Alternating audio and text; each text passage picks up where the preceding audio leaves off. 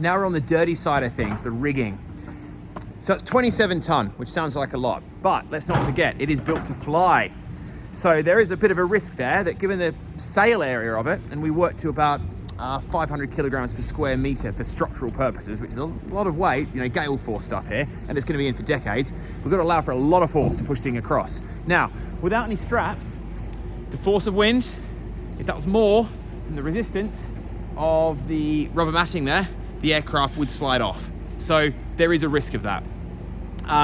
It would be pretty severe weather. So how do we manage the risk? We reduce the risk by doing some simple stuff like tying it off.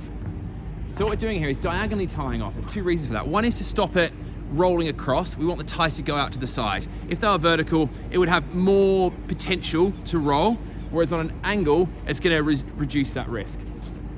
Further, in terms of it sliding out, we want ties on both sides. So if it tried to push this way, there's ties going out diagonally, which are in tension, which stop it moving across. If those ties were going straight down, it would stop it lifting, but it might not resist as much as you'd like it to moving sideways. So diagonals is good. Now, this will probably kick off a big debate, which is good when it comes to rigging safety. Trying a few different methods. We had some straps on that side, no good. They're elastic, which means they can move. And although they're very good for tying things down and they're strong, they're nowhere near as strong as a chain's gonna be. So I'm just playing with a few different things here, decide what I think's best. There I've got a 1-ton lever hoist, which is going down to a beam clamp on the ground here with a massive bow shackle. I'm conscious of the angle of the beam clamp, so I might put one of our hinge beam clamps in, or maybe change the position somewhat. At the top here, we've got a massive bow shackle. Now they allow forces to be gone from different angles on the bow shackle rather than a D shackle, which should only be in one direction. So big bow shackle and 2 smaller bow shackles attached to it.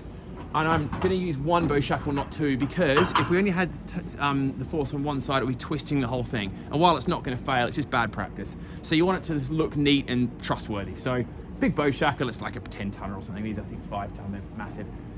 Going down there. On this side, I'm trying to use a steel rope.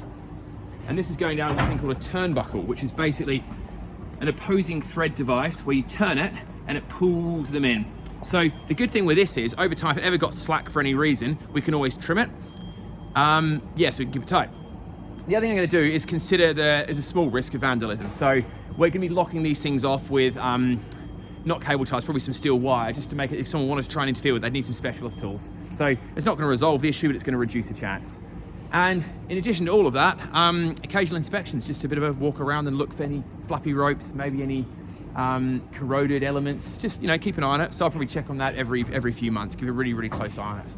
And then maybe once a year, take it all out and get it done alongside our Lola inspections, just to make sure there's no other corrosion or damage to the equipment. So there's the ideas we're working with. I'm in favor of this one at the moment, mainly because of the aesthetics. That's great, but it's a bit ugly. Keen to hear people's thoughts. Go on, Rigger World, tell me what you think.